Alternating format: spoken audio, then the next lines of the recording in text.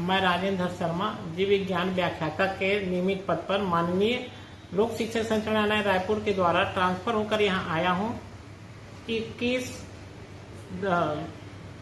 16/3/2021 को तब से लेके आज तक मुझे अतिशेष के रूप में मुझे यहाँ से वेतन आहरण नहीं कराया जा रहा है, जबकि मेरे ही पद में एक अध्यापन व्यवस्था में आई है व्याख्याता छपोरा ब्लॉक विकास खंड कोटा से, उनका वेतन आहरण इस स्कूल से कराया जा रहा है। आज तक मेरे को इस बारे में न ही उच्च अधिकारियों के द्वारा सलाह लिया गया है, बल्कि मुझे अतिशेष माना जा रहा है। मैं अस्थिबाधित विकलांग हूँ, उसके साथ साथ 8 वर्ष से सप्ताह में 3 दिन मेरा सोमवार, बुधवार और शुक्रवार को डायलिसिस हो रहा है।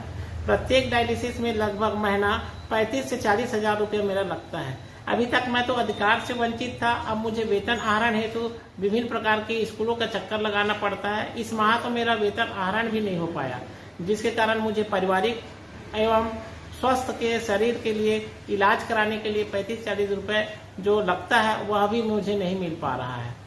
स्थिति ऐसा ही आ गया है कि मेरा जान जोखिम हो गया। इतने दिन तक तो मैं अपने अधिकार से वंचित रहा, उसके साथ ही साथ मुझे सहमति पत्र भरवाया गया था आत्मानंद उच्च विद्यालय के लिए, लेकिन मुझे अतिशेष मानकर मेरा नाम उच्च अधिकारियों को या सेजेस में नाम अंकित नहीं किया गया। उसके साथ ही साथ सुभने गोले जो व्याख्याता है यहाँ अटैचमेंट में, उनका नाम प्रतिनियुक्ति में भेजा गया और इस प्रकार से मैंने दावापत्ति के लिए जिला शिक्षा अधिकारी को, संयुक्त संचालक को, जिलाधीश महोदय को और मंत्रालय तक का अपना अभ्यावेदन प्रस्तुत किया है।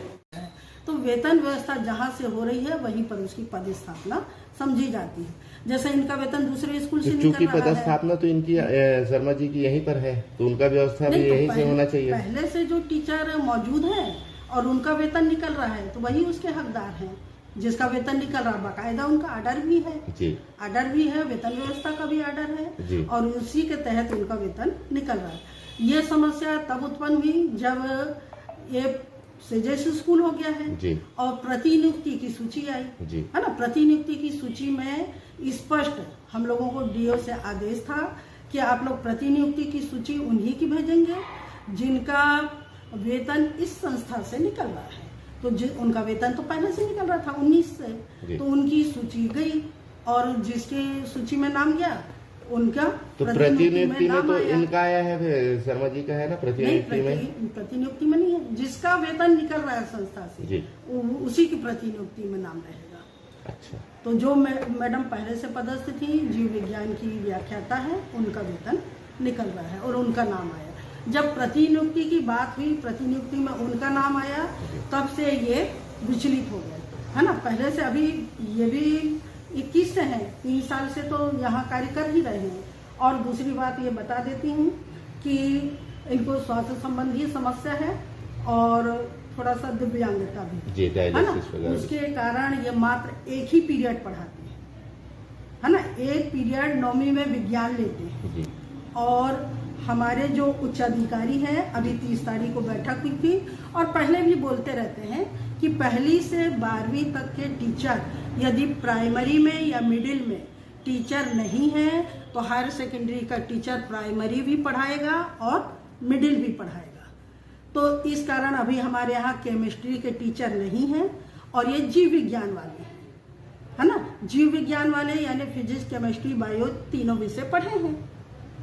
ग्रेजुएशन में इन्होंने फिजिक्स केमिस्ट्री भी पढ़ी है, तो फिजिक्स केमिस्ट्री पढ़ी है तो लोकल परीक्षा 11वीं लोकल परीक्षा है।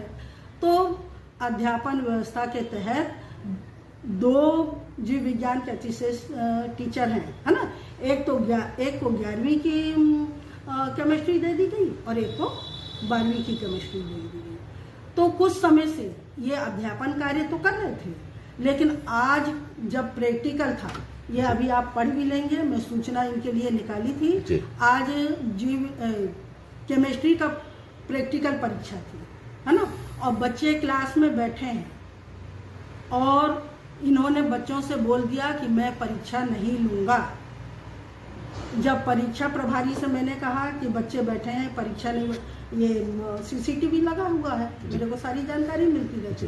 मैंने परीक्षा प्रभारी से पूछा तो उन्होंने बोला कि वो सर ने बोल दिया कि मैं प्रैक्टिकल की परीक्षा नहीं लूँगा, जबकि वो 3 महीने से पढ़ा रहे हैं विषय।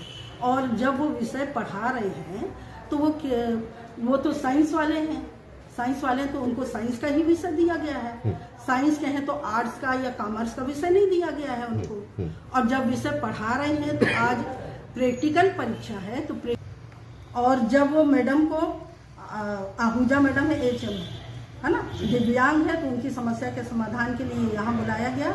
और जब उनको मैंने बोला कि मैडम मेरे आते तक आप रुकना, तो वो रुकी थी। मैंने उनको बुलाया, बताया कि मैडम देखिए ये तार कैसे कट गया, स्कूल लगी हुई है ना, और प्रचार कक्ष का ताला खोलकर और CCTV कैमरे का तार को काट दिया गया।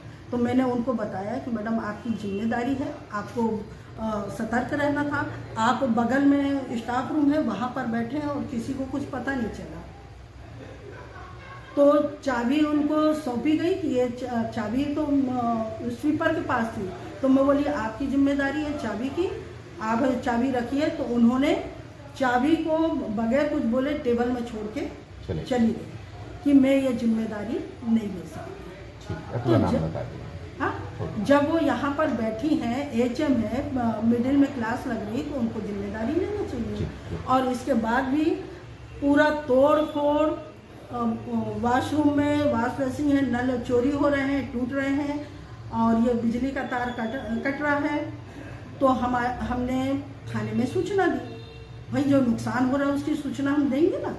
तो उनके द्वारा बोला गया कि आप सीधे हमारे ऊपर आरोप लगा रही हैं और मैं और हमारा स्टाफ सशंकित है, आप उन्हें शक की दृष्टि से देख रहे हैं। जबकि मैं तो ये बोल रही हूँ कि भाई उसमें स्टाफ और उनकी शक जाने की बात ही नहीं है ना, निगरानी रखने की बात है ना। बच्चे भोजन करते हैं, सारे स्टाफ अंदर रहते हैं, कोई नहीं निकलता कि एक निकल के व्यवस्थित करें। HM की जिम्मेदारी उनको सौंपना चाहिए। मिडिल स्कूल सुबह लगती है, हमारी स्कूल 12 बजे लगती है, 12 से 5 की जिम्मेदारी मेरी रहती है, सुबह 7:30 से 11:30 की जिम्मेदारी उनकी है। लेकिन वो जिम्मेदारी से कतरा रही है, जिम्मेदारी लेने को बिल्कुल तैयार नहीं है और डायरेक्ट आरोप लगा रही है। DO को लेटर लिखी, मेरे को लेटर लिखी, ठीक है, डायरेक्ट कलेक्टर को उनके द्वारा लेटर दिया गया, जबकि सरकारी कर्मचारी और वो भी मिडिल स्कूल का या कोई भी हो, डायरेक्ट कलेक्टर को लेटर नहीं लिखा। तो इस प्रकार से ये गुटबाजी है, गुटबाजी हो रही है। सब एकत्रित हो गए और गुटबाजी करने वाला इतना चालाक है कि उसने दिव्यांग लोगों को ही साथ किया है। ये भी RD शर्मा दिव्यांग है और वो मैडम भी मिडिल की जो HM है वो भी दिव्यांग है। इसलिए ये साजिश रची जा रही है कि दिव्यांग है तो उनकी सुनी जाएगी और जो हेड है उसको परेशान करते रहो। और इस समय मेरे को मात्र 4 महीने बचे हैं रिटायर होने के। 36 साल की सेवा, आज तक ऐसी स्थिति उत्पन्न नहीं हुई है ना। मैं प्रिंसिपल श्रीमती C. वैश्य, हायर सेकेंडरी स्कूल बालक सरपंच।